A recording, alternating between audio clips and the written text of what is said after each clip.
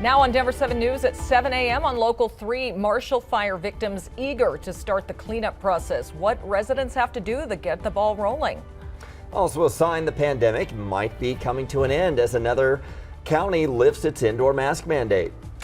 And Von Miller is days away from becoming a free agent. So does it mean we have a chance of bringing him back to Denver? We would love it. Yeah. We would love to have him back, and maybe at some point we're going to share what he's saying about his options right now, though. Good morning to you. I'm Brian Sanders. And I'm Nicole Brady. Meteorologist Lisa Hidalgo is here with a look outside. Nice day ahead, but things are going to change soon. They are, and you can see some of the clouds that we're dealing with this morning. So an increase in some high cloud cover today, and the next storm set to hit tomorrow. But today, nice and mild. Yesterday, we were looking at highs well into the 60s. Today, you're going to find upper 50s at the bus stop this afternoon as your kids are getting home. This morning, they'll want a jacket. We're right around freezing across most neighborhoods. Take a look at these highs, though.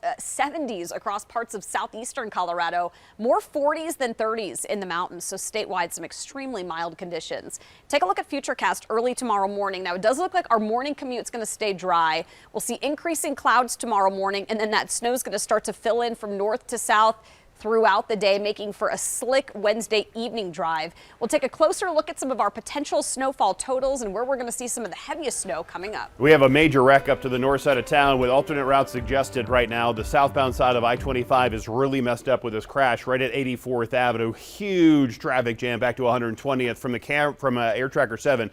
State Patrol's there. You can see that's one of the cars. The other one, they've moved it over to the left side. So they just now opened a third lane. So really they have the left lane blocked, the express lane blocked, and they have the center lane, right lane, and this third lane over here is actually the one that connects 84th Avenue to Highway 36. So we're trying to get traffic through there, but take a look from the camera here at 84th where traffic is stacked up. It's awful in there right now, and you can see on the travel time it is ridiculous, over an hour. So using some of the side roads off of I-25, either to the east side or the west side, to Highway 36, to I-76, and then join southbound I-25, you'll save yourself a whole bunch of time and aggravation.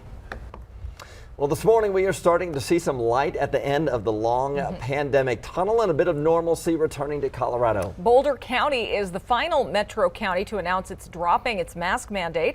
Denver 7's Christian Lopez joins us. And Christian, this will take effect in just a few days. Yeah, some encouraging news this morning. It'll end 5 o'clock on Friday. This comes as cases continue to drop and vaccination rates in that area are at around 70%. So Boulder County residents will no longer have to wear face coverings in indoor public spaces. Schools will also not be requiring them. Health officials were torn, though, whether or not to end the mask mandates for kids under 5 in child care facilities since they're not able to get vaccinated yet. But they decided to end the mandate for them as well to prevent any confusion among the young children. Ahead of the decision, though, some parents did question if now was the right time. I would like for them to ease up on the restrictions. I think we're just over the Omicron hump, and I think it's potentially going to give us another huge setback. And working as an ICU nurse during this entire pandemic and seeing the death and devastation that it's caused, it just seems like a risky move. Other counties are in the process of rolling back their mask rules as well. Pitkin County's mask mandate will end on Tuesday after President's Day, and in Denver it expired earlier this month, and kids will no longer have to wear them in school after the 25th. Reporting in Denver this morning, I'm Christian Lopez, Denver 7. Well, anger, frustration, and helplessness, all words used in an anonymous survey of Denver Public Schools teachers as the pandemic and its many challenges drag on. Denver 7's Colette Bordelon joins us in studio this morning, breaking down these results, kind of giving us a snapshot of what teachers are dealing with. Yeah, they're dealing with a lot, and those responses came in fast. In less than 2 days, there were hundreds of them. It was distributed in November by the District Accountability Committee when they started becoming more aware of a looming crisis, trying to retain staff. The committee says the results show educators are drowning at work, dealing with too much paperwork, too many meetings, and not enough teaching. Some of the results were published without the names of the people who submitted them, saying things like, "We're all exhausted," or "There's not enough time to lesson plan." Other concerns. We hope this is not the sky is falling, but every indicator we're seeing is that if not something, catastrophic, it's still going to be bad. The superintendent of the district says since the survey, hundreds of central office staff have been sent to the schools. The school district will be releasing their own staff survey in the next few weeks. Colette Bordelon, Denver 7.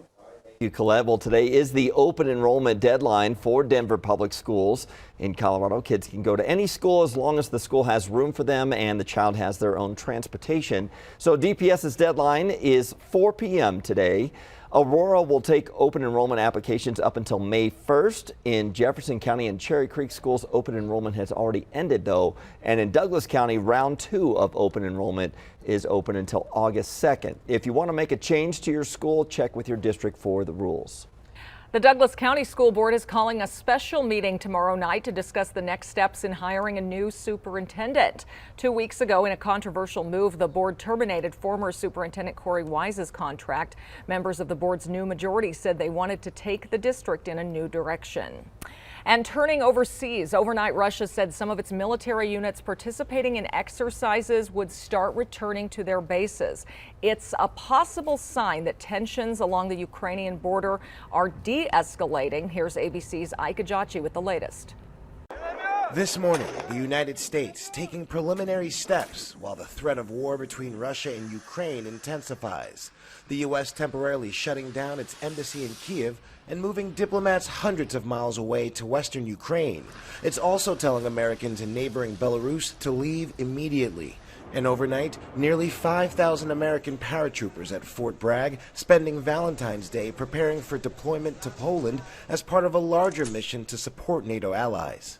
I'm hoping to achieve peace. At the end of the day, that's what we want, peace. Still, the buildup of Russian troops along Ukraine's border is multiplying. Analysts estimating nearly 150,000 troops. The Pentagon saying Russia could move with little or no warning. Today, Russia's parliament will vote on whether to recognize Russian-backed rebel areas of Ukraine. ABC's James Longman in Moscow with what this critical vote means. If it happens, it could lay the groundwork for war. If it gets delayed, well, that might suggest Russia is backing down. Russia still signaling a possibility for diplomacy. Its foreign minister says negotiations with the West were far from exhausted and should continue. We have not seen that de-escalation. We don't yet know that President Putin has made a decision. That is why we think diplomacy continues to be viable, but we need to see de-escalation in order for that diplomacy. In another sign of rising tension, the United States has announced it will offer up to $1 billion in loan guarantees to help Ukraine's economy. Ike Ajachi, ABC News, Washington. Aurora City Council will have to keep discussing a controversial development next month after testimony on the plan lasted into the early morning hours.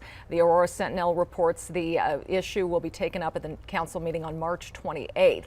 A developer wants to build a new 311-unit apartment complex at the East Bank Shopping Center near South Parker Road in Quincy. Some people think the new construction will revitalize the shopping center. Others are worried about the size of it and the traffic it will bring. Well, this morning we have a big update for when debris will finally start to be removed from the Marshall Fire burn areas. It will be a long process, though. Denver 7's Veronica Acosta is live from Louisville this morning with the new information. Veronica.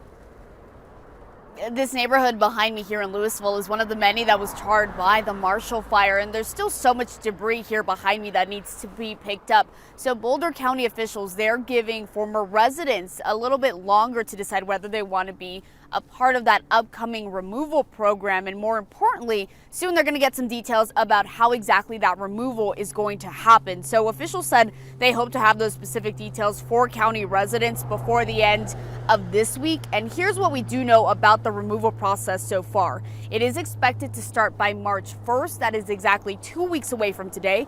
The cleanup process is expected to be finished by July 1st. That's barring any weather delays.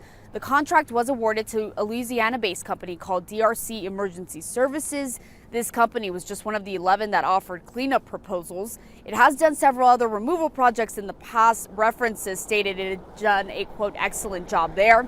Now, to have debris removed, Marshall Fire victims do have to fill out that right of entry form.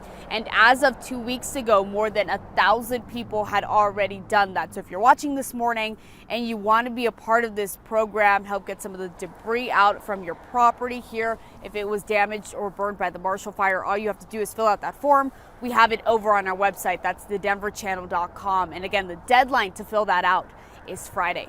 We're in Louisville this morning. I'm Veronica Acosta, Denver 7. It's tough to look at right now. All right, thank you, Veronica. Well, today the city of Louisville will discuss different ways to resolve zoning issues for those wanting to rebuild on site. The proposal would give the zoning administrator authority to resolve any conflicts or discrepancies between properties. Well, now that the Super Bowl is over, Broncos country wants to know, could Von Miller come back to Denver? It's a possibility, I guess. Von's contract ends in March, which would make him a free agent. The NFL Network reports he plans to fully explore his options, though, in free agency. He's been in the league 10 years now. He turns 33 next month, which likely means he won't get the same $19 million a year deal he got last time. But free agency starts March 16th. Facebook's parent company Meta is under fire this morning. We'll explain the new lawsuit over facial recognition technology. And proving age is just a number, the advice this adventure seeker is giving to a long, happy life.